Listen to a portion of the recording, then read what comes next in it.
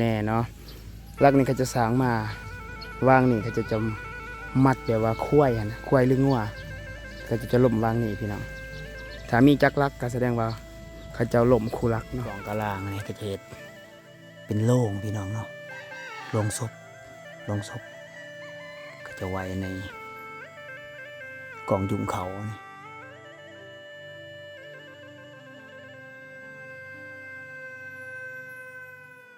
ลักเป็นแถวพี่น้องเนาะแต่ละลักมันสิมีอันนี้หัวควายเขาเจ้าซักเมียนเลยพี่น้องอันนี้เป็นชนเผ่าบ้านชนเผ่ากระตูเนาะพี่น้องแต่ว่าก็อยากพัฒนาแน่แถบชนบทเมืองดากจึงพี่น้องเบิ่งเนี่ยเป็นลักนี่พี่น้องเดี๋ยวเบาเลยสิกะพอมีความรู้แน่เนาะลักนี่เขาจะสร้างมาวางนี่เขาจะมัดแบบว่าคุ้ยนะคุ้ยหรืองัวก็จะล่มวางนี่พี่น้องถ้ามีจักลักก็แสดงว่าเขาจะล่มคู่ลักเนาะโอ้แต่ว่างานนี้อลังการพี่น้องเบิ่งนี่ก็เดินทางมาโอ้ไกลหลายทุกคนฝากติดตามให้กำลังใจเบาเล่เด้อพี่น้องทุกคนอันนี้เขาก็ได้ลงมาหมู่บ้านแห่งหนึ่งเนาะบ่ฮู้ว่าบ้านยังนะทุกคนอันนี้เขาพาพี่พาน้องมาเบิ่งมาชมเนาะมากับทีมงานแน่มีเบาคานแล้วก็เบาหน่อยเนาะเดี๋ยวในใดก็ฝากให้กำลังใจพวกเราเด้ออันนี้ก็เป็นน้องใหม่เพิ่นก็กำลังเริ่มเฮ็ด YouTube นะติดตามเบิ่งทุกคนตอนนี้ก็อยู่ที่ชนบทเมืองดากจึงอันนี้เป็นเหล่าเขาเอาหอบไปด้วยภูเขาพี่น้องโอ้หมู่บ้านนี้ถือว่าคักหลายนะอยู่กับธรรมชาติทุกคนเป็นวิวภูเขาภูดอยทั้งเมืองดากจึงเนาะส่วนมากก็สิเป็นนี่แหละมีเป็นภูเขาภูดอยทุกคนเขตเมืองดากจึงเนาะป้ายเป็นในพาพี่พาน้องเราเบิ่งเราส้มเนาะตามวิถีทางชนเผ่าตาเหลียงเผ่ากระตูเนาะนี่ทุกคนเป็นซากระเบิดเนาะที่แตกแล้วนะนาซิแมนแต่สมัยสงครามพูดแหละก็มี3-4 ลูกพี่น้องเดี๋ยวปลาปีปนงอุ้ยเดี๋ยวว่าเขาเจ้ากับบริขายเป็นลิกเศษนะยังปะไว้ให้ลูกร้านเบิ่งนะทุกคนเป็นระเบิดใหญ่อันนี้ของแท้ทุกคน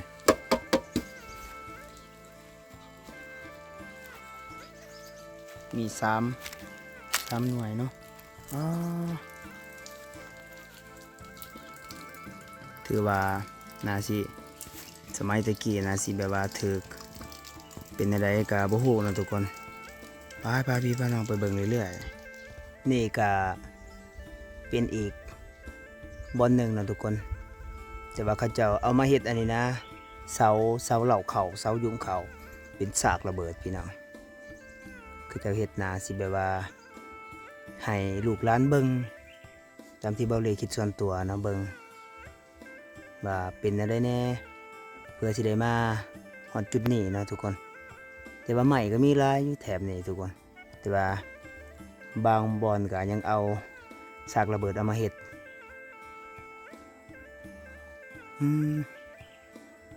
ก็ม่วนอยู่ทุกคนเป็นหมู่บ้านแบบเงียบม่วนหลายเนาะบ้านเพื่อนก็อยากพัฒนาแน่ตามยุคตามสมัยอะไรทุกคนนี่ก็เดินทางมาก็มาถ่ายให้พี่น้องเบิ่งเนาะฝากให้กำลังใจเบาเล่เด้อแล้วก็ทีมงานทุกๆคน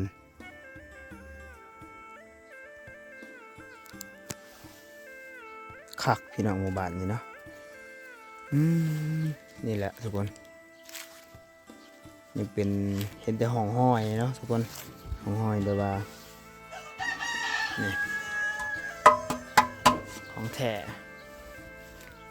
ใหญ่เป็นใหญ่พี่น้อง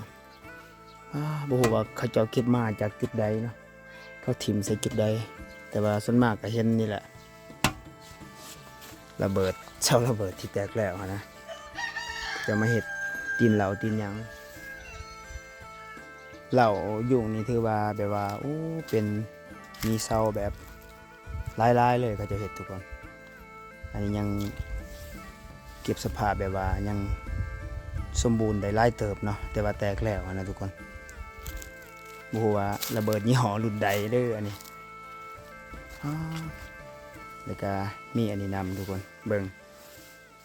นี่ถ่ายให้พี่น้องเบิ่งในกล่องกะลางนี่ก็จะเฮ็ดเป็นโล่งพี่น้องเนาะโล่งศพโล่งศพก็จะไว้ในกล่องยุงเขานี่สุดแปลกทุกคนเดี๋ยวพาพี่พาน้องตาว่าเห็นประชาชนแถบหมู่บ้านก็จะสิสอบถามเนาะว่าเป็นหมู่บ้านยังเผายังเลยทุกคน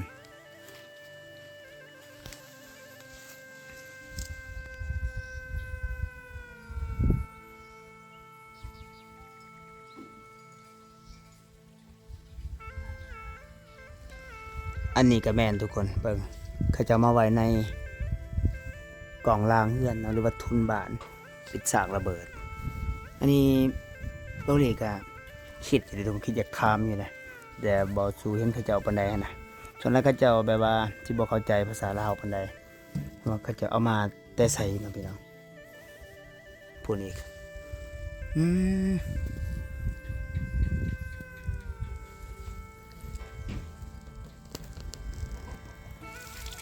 ก็หลังผักกาดอันนี้น้ำพุบ่เนาะบ่เป็นน้ำพุบ่เนี่ยแม่นบ่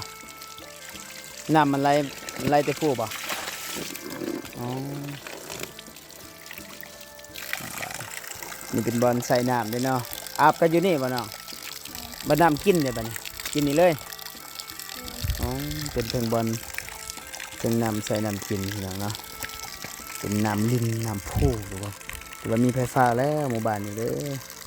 แต่ว่าบ่มีสัญญาณโทรศัพท์มีแต่ไฟฟ้าเดินทางมาไกลทุกคนนี่แหละบ่สิมีเวลาลงคลิปแน่บางทีเดินทางไปมันอัพคลิปลงบ่ได้นะ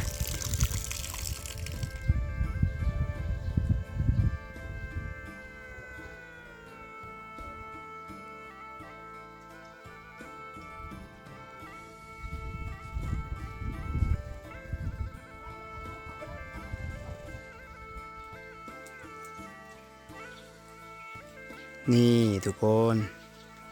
เป็นสิ่งสำคัญเนาะ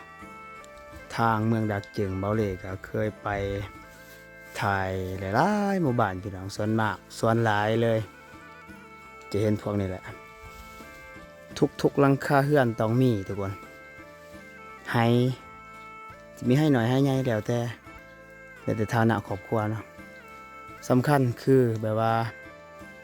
เขาเจ้าเฮ็ดเอาเมียนเฮ็ดแบบว่า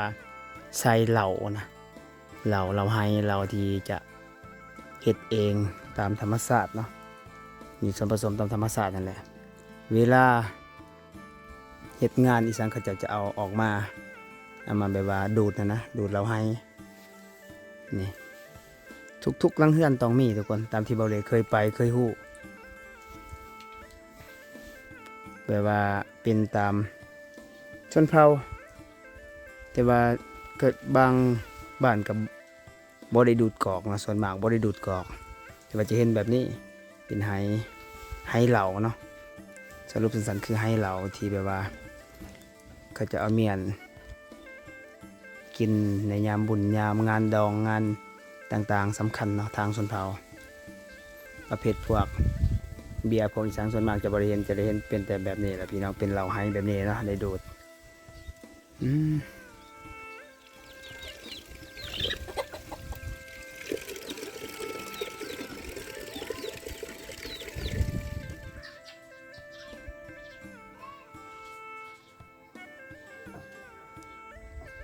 เป็นหมู่บ้านถือว่าตามที่เบาเลเคยเดินทางไปกับหลายๆหมู่บ้านทุกคนหลายๆแถบเนาะหลายๆชนเผ่ามาเห็นหมู่บ้านนี่ถือว่าสะอาดพี่น้องสะอาดงามตาดีเนาะในการเฮือนจะเฮ็ดเป็นระเบียบคักพี่น้องสุดยอดหลายเนาะอันนี้เป็นหมู่บ้านจรินเมืองดากจึงแขวงเซกองถือเป็นว่าเป็นบ้านชนบทแต่บ้านเฮือนกะตามยุคตามสมัยพี่น้องการเดินทางเขามากกะบ่ยากบ่ง่ายเป็นทางแดงแต่ว่าคักนะจะอยู่แบบสะอาดดีนะทุกคนเป็นหมู่บ้านที่ มีซากระเบิดหลายที่สุดนะพี่น้องทางนี้สังเกตเบิ่งทุกคนเนาะแบบเป็นเสาคือเบาเล่ว่าอันแหละเบาเล่สอบถามประชาชนเขาเจ้าแล้วนะพี่น้องแต่ว่าบ่ได้ถ่ายเป็นคลิปเขาเจ้าบ่อนุญาตให้ถ่ายเป็นคลิปเนาะสอบถามว่าเป็นหยังแบบว่าเขาเจ้าบ่ได้ขายเป็นเหล็กเศษเนาะประเภทซากระเบิดเนี่ยเขาเจ้าว่าให้ลูกหลานเบิ่งในอนาคตเนาะเพื่อจะได้มาฮอดจุดนี้พัฒนาซ้ำนี้มันเป็นได้แน่เนาะทางแถบชนบททางลาวพี่น้องนี่เป็นซากระเบิดใหญ่ๆเลยทุกคนแต่ว่าเขาเจ้าว่าเก็บมาจากป่าจากหลุมที่ถูกทิ่มลงเนาะถือว่าในหมู่บ้านนี้ก็มีเขาเจ้าว่าแต่ว่าเขาเจ้าบ่ได้ขุดขึ้นมาเนาะอ๋อถือเป็นหมู่บ้านที่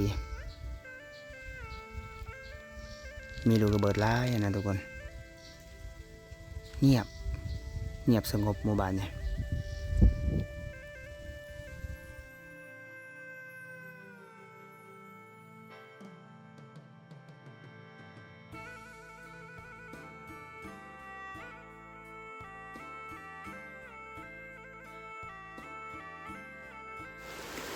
ทุกคน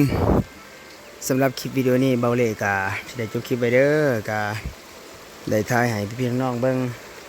เดินทางไปบ้านชนบทเมืองดากจึงแขวงเซกองเป็นบ้านจลิงเนาะบ้านที่ติดกับภูเขาอยู่ตามหุบเขาพี่น้องอาชีพเฮ็ดปลูกเขาปลูกหยังไปเนาะแล้วก็ติดกับแม่น้ำพี่น้องเป็นหมู่บ้านที่มีซากระเบิดหลายที่สุดตามที่เบาเล่เคยเห็นพี่น้องเป็นหมู่บ้านที่นาซีคือเบาเล่เบานาที่ถือทีมระเบิดหลายที่สุดเนาะในลาวทางภาคใต้สปปลาวเด้อพี่น้องก็ขออวยพรให้พี่น้อง FC ทุกคนจงมีสุขภาพแข็งแรงสบายดีปีใหม่ร่ำรวยประสบผลสำเร็จในหน้าที่การงานทุกอย่างเด้อสำหรับคลิปนี้ก็มีอย่างไรพี่น้องขอบคุณFC ที่เข้ามาติดตามรับชมเบาเล่มาโดยตลอดเนาะทาง2ทาง YouTube ตัวเล่ Channel แล้วก็เล่คนเดินทาง2สำหรับคลิปนี้เขาก็คำว่าสบายดี